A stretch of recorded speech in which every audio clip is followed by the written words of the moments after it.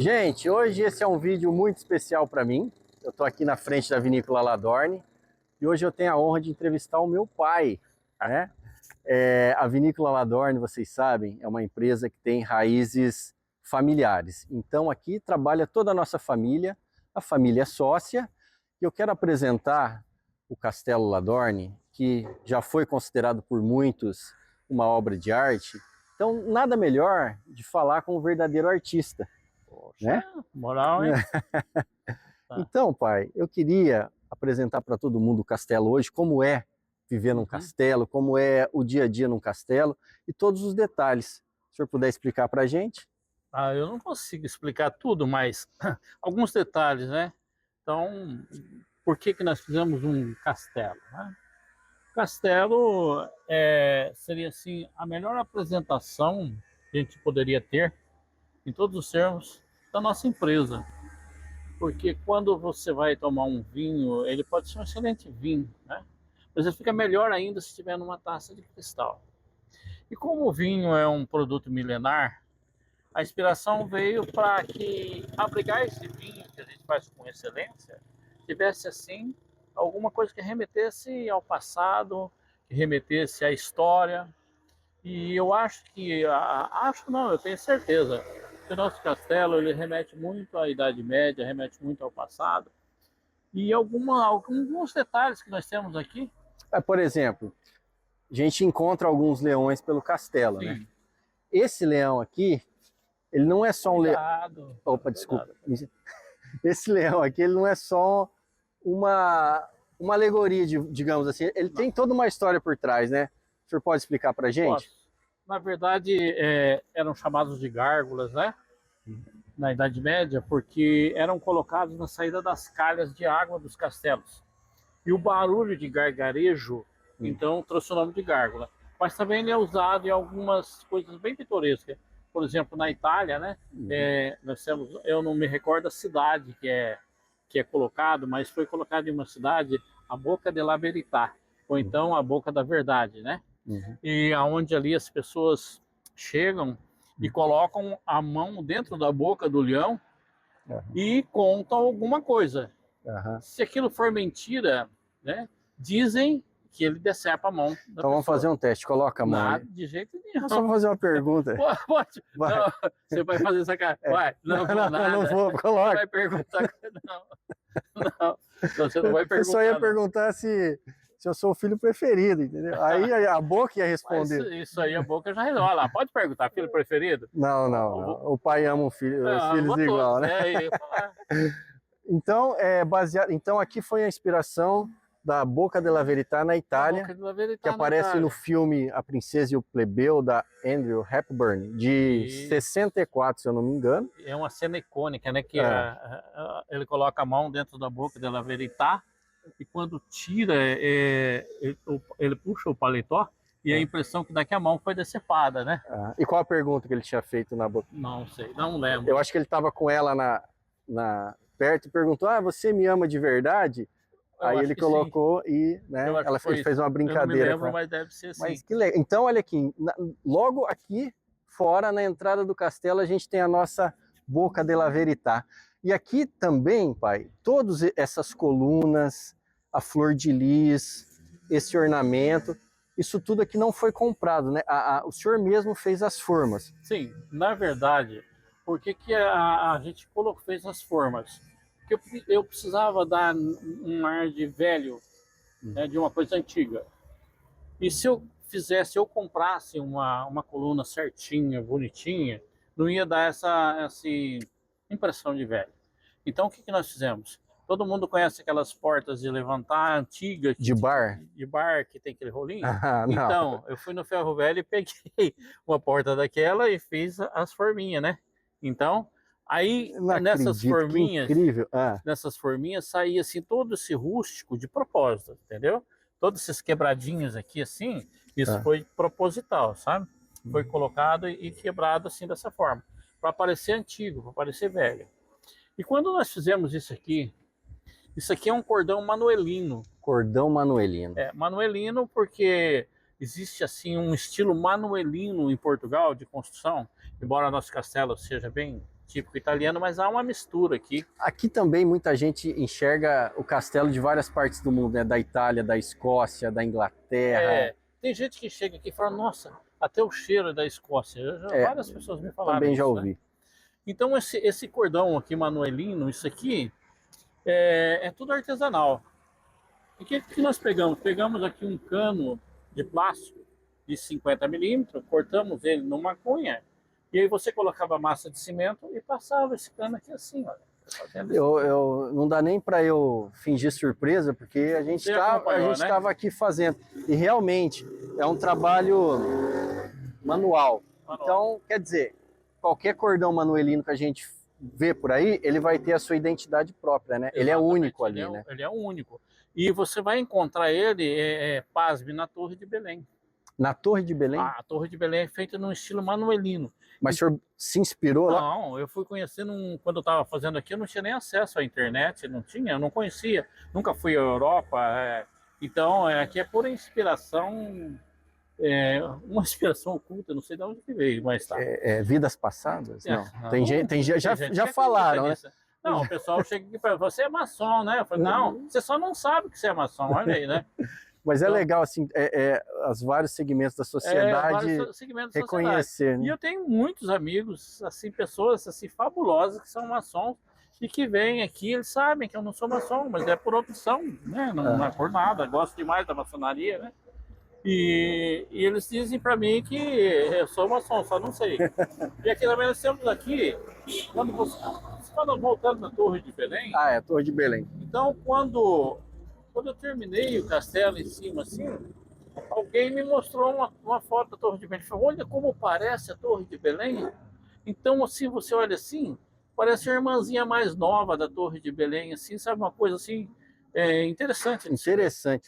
E as 4 torres em cima, né? Eu também, quando eu olhei a primeira vez, né? A gente estava fazendo aqui, falei, nossa, o pessoal vai achar que a gente se inspirou, mas, na verdade, depois é até uma honra pra gente, né? Ter essa referência da Torre de Belém, né? Mas porque até quem somos nós aqui para se comparar. E aí você falou sobre aquela torre lateral, né? Aquela torre lateral. Eu estava falando antes da Flor de Lis. Da Flor de Lis. Que também foi o senhor mesmo criou o molde dessa Flor de Lis. Sim. Então, embora existem vários modelos, formas, jeitos que aparecem a Flor de Lis, essa é uma expressão artística de uma visão individual. De uma visão individual.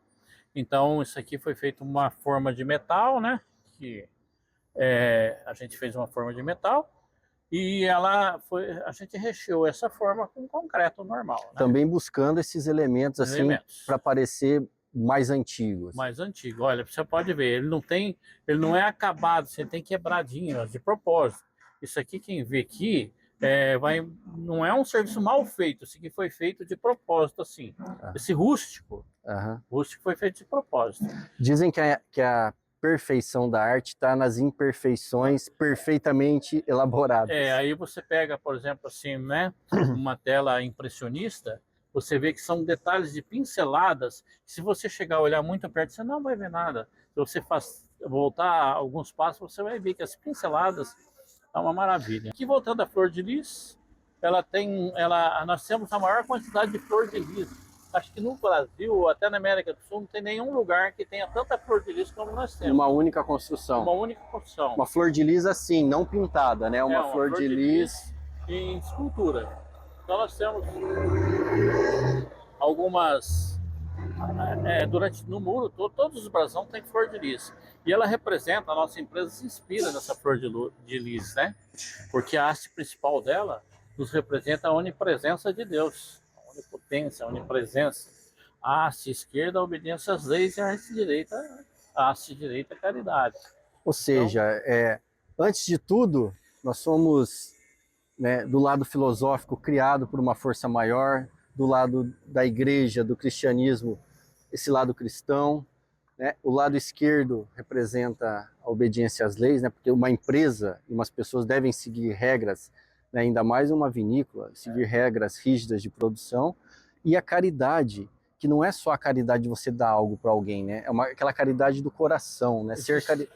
O caridoso, a caridade pode ser até um sorriso, um abraço. Uma pessoa às vezes é muito carente de você dar uma atenção para essa pessoa. Existem muitas formas de fazer a caridade, né? E a que mais todos conhecem, né, é o auxílio material a uma pessoa que necessita. Mas a infinidade de caridades que existe é muito grande, né? E a nossa empresa, graças a Deus, né, a gente tem esse lema. E depois voltando a te falar da torre, Ah, né? fala da torre Só para para mim. saber, você sabe como que é o nome daquela torre? Ah, Nome? Você não vai acreditar. aquela torre que seria, por exemplo, num estilo de castelo desse, que Essa seria, torre saliente, que essa torre, seria um castelo da Baixa Idade Média, que seria uma guarita de uma fortaleza. é, Como que é o nome? bastião. Bastião. Mas o senhor não tinha um amigo? A gente tinha um amigo, Sim, o mas Bastião. é bastião. Você vai Um saber que bastião. se você Então, pode quando você pesquisar fala assim, o bastião da resistência, é, o bastião da luta, a gente está falando de uma torre tá falando dessa. de uma torre dessas, né? Uma Não torre de no... vigília dessa. Interessante, um Né? bastião. Então tem muitas coisas interessantes, né? Nós temos alguns símbolos, né? Ali Ah, principalmente, vamos lá, vamos conhecer. vamos conhecer. Nós temos ali alguns símbolos que foi criado na Idade Média. E na maioria dos símbolos criados na Idade Média Ah, eram símbolos cristãos para identificar alguma coisa. porque na Idade Média tinha aquele conflito muito grande entre O ciência, alquimista é a religião, ciência e religião. Então, religião, tudo que alquimia. não era compreendido era tido como sobrenatural, e tudo que era sobrenatural, às vezes envolvia uma coisa assim que não fosse cristã. Né? Aham. Então, aqui nós temos aqui na porta aqui, Ah, esse símbolo aqui, né? Você vê que é uma cruz com dois braços em cima de um monte. aham. Isso aqui, Isso aqui seria um monte e aqui uma cruz com dois braços. então, isso é um símbolo de alquimia. Esse símbolo, ele é o símbolo do arsênio. O arsênio que é o conservador de madeira, de couro. Então, os alquimistas arrumaram um conservante para conservar o couro, a madeira, mas como que isso conserva, né? De onde vem essa bruxaria toda? Então, olha, isso não tem bruxaria, isso aqui é ciência. Então, a ciência é cristã. Nós acreditamos que foi Deus que deu para nós esse conhecimento para fazer esse produto. Então, os cientistas, alquimistas da época tinham que esconder ou ter uma justificativa daquilo na que eles... verdade, seria assim uma coisa um visual. Você viu, você vai ver que é cristão. Você não vê que é nada de... Né, não é nenhuma bruxaria, né? Uhum. Esse aqui seria um ornamento mais, esse aqui não seria nada... Na verdade, isso aqui é uma criação, uma arte plástica minha, né? Isso aqui, na verdade, é um escorpião, que você vê, né? Verdade. Ele é um escorpião. Então, é o guardião, né? Tá na porta, eles são os guardiões do São castelo. os guardiões do castelo. São os escorpiões, são os guardiões do castelo. Que interessante. Então, você vê muito, né? Escorpiões no Egito, símbolos de escorpiões no Egito, né? Até me fugiu da memória, existe até um bichinho assim. Escaravelho. Escaravelho. Escaravelho é egípcio, tem muita simbologia no Egito. Como escorpião Como também, escorpião né? também. E aqui, né, pai, a gente entra aqui na parte principal, na porta de entrada da vinícola. Então agora eu acho que a gente podia duelar. Segura isso daí. Então, De jeito nenhum. dois entram e um sai.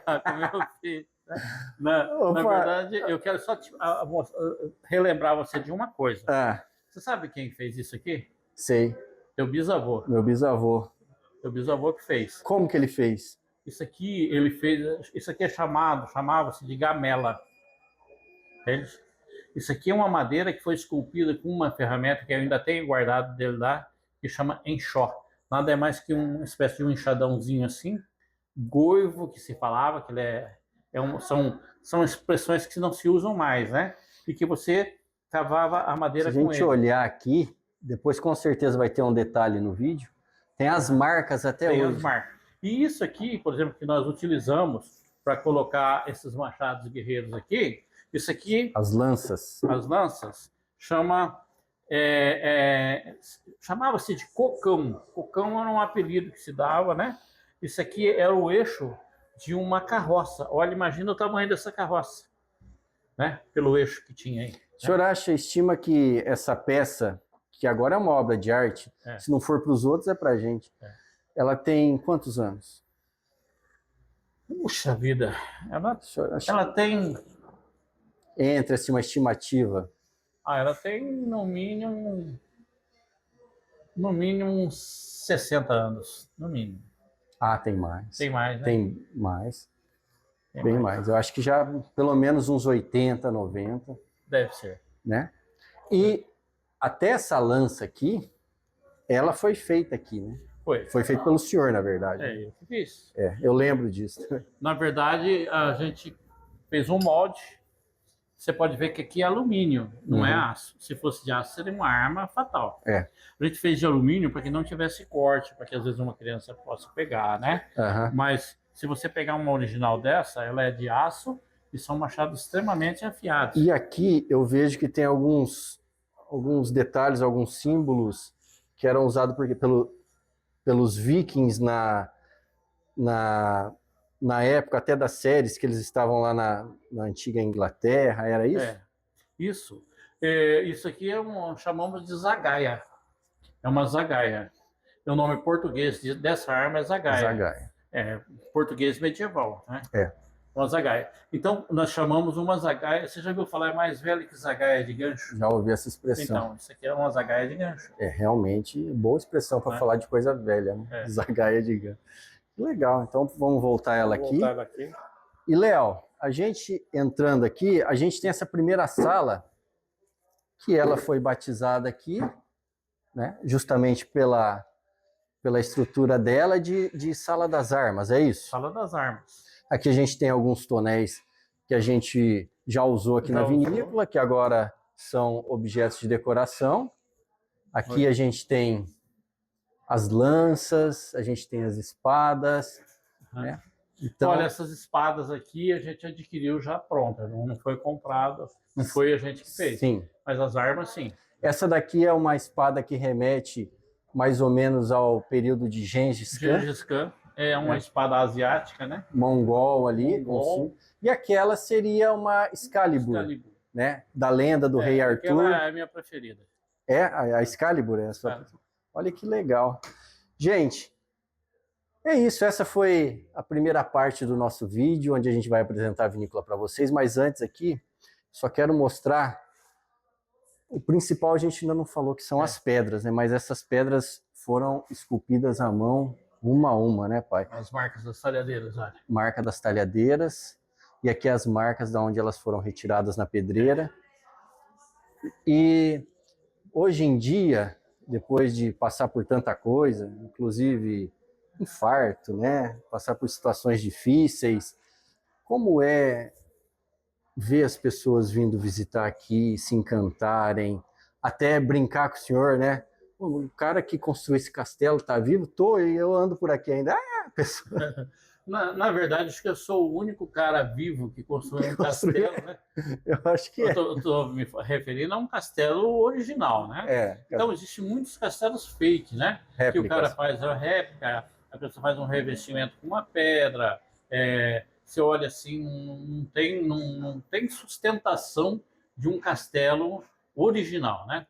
Então, para que esse castelo fosse original, nós não usamos nenhuma tecnologia para construir, embora tivesse à disposição. Então, nós não usamos nenhuma maquita, uma maquita, uma serra de cortar pedra, para cortar pedra. Poderia usar, não usamos. Usamos a marreta e a talhadeira. Né? Nós não usamos andaimes de ferro para subir nas paredes. Usamos andaime de madeira, todo balançando na hora de subir. Eu lembro disso. Tá? E também nós não usamos nenhum guindaste, nenhum guincho para subir pedra. A pedra era esculpida, colocada no ombro e subindo até o local dela. Chegava na parede, ainda me lembro até hoje, você abraçava a pedra, né? Tipo de uma sanfona mesmo assim, para colocá-la em cima da parede. Né? Então, 50 quilos de pedras. Isso me deu braços fortes até hoje, graças a Deus. Né?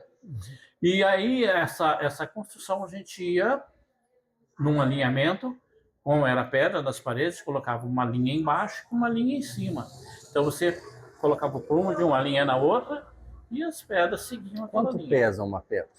Uma pedra, numa média de uma para outra, 50 quilos. né? Então, um arco desse é aproximadamente 1 tonelada, então. Olha, acredito quantas, nem contei ainda quantas pedras tem, mas tem 1, 2, 3, 4, 5, 6, 7, 8, 9, 10, 11, 12, 13, 14, 15, 16, 17, 18, 19, 20, 1 tonelada. 1 tonelada, E interessante que aqui nós temos uma pedra que nós chamamos de pedra angular, tá vendo? A do meio. Todo mundo já ouviu falar essa expressão bíblica, a pedra que os pedreiros rejeitaram, né? Se tornou a pedra angular. Por quê? Porque a gente sempre escolhe a melhor pedra para colocar ali, nesse lugar.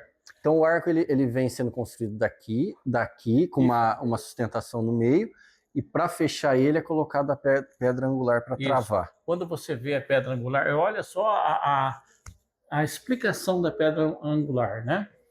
Quando você tem um espaço, você verifica, mede o espaço que falta para aquela pedra. Ela é a pedra diferente de todas as outras, porque a medida dela é diferente das outras. Todas seguem uma medida, mas aquela é diferente. E você faz ela maior que o vão que ela tem para entrar. Então, quando você vai colocar essa pedra, você tem um escoramento embaixo, claro, em cima de cunhas. Então, você coloca essa pedra angular, ela sobra pelo menos uns 10 centímetros para cima. Ela não cabe naquele vão. Aí você pega um cepo de madeira, sobe em cima do arco e você bate, joga água e bate até ela encaixar. Ela empurra todo aquele arco, ela modela todo aquele arco. Ela é a pedra modeladora desse arco. E quando ela fecha, ela trava, aí que ela nivelou com as outras pedras, você pede para os ajudantes, olha, pode tirar as cunhas debaixo desse escoramento. O senhor em cima do arco. Em cima do arco. Então tira, porque eu tinha que estar em cima do arco. Porque eu precisava sentir a movimentação dele, se ele ia chegar no lugar, né? Se desabasse, eu pulava, porque é simples, né? Pulava o lado contrário do desabamento, né? Era assim. Era. E aí eles tiravam o escoramento, o arco assentava, a gente descia e começava o outro. E essa história da pedra angular não é só sobre pedra, né? Fala sobre a resiliência da gente aguentar as dificuldades, passar por elas, que as dificuldades vão moldando a gente, né? E aqui a gente foi muito resiliente. Nossa, isso aqui a gente sofreu toda a pressão física, psicológica e financeira para fazer isso aqui, você entendeu? Então, se não tivesse resiliência, era muito fácil desistir. É igual quando você está querendo entrar nas forças especiais. Aí o cara fala para você, pede para sair. Pede para sair. Você fala, não, eu não vou sair, eu vou conseguir, vou até o final, né? Então, é isso aí que nós fizemos. Resistência, resiliência. Pessoal, então essa foi a primeira parte de como é viver aqui num castelo, seus símbolos, conhecer a fundo um pouco mais da Ladorne. Então, eu sei, para nós dois parar aqui é difícil, porque o senhor tem os compromissos da vinícola, eu tenho também. Então, muito obrigado, pai. Eu sei que o senhor não gosta de aparecer muito. O artista gosta que a obra apareça, né? Verdade. E não ele. Ele não precisa Mas aparecer. Então, muito obrigado. Obrigado eu pela oportunidade, meu filho. Pela oportunidade.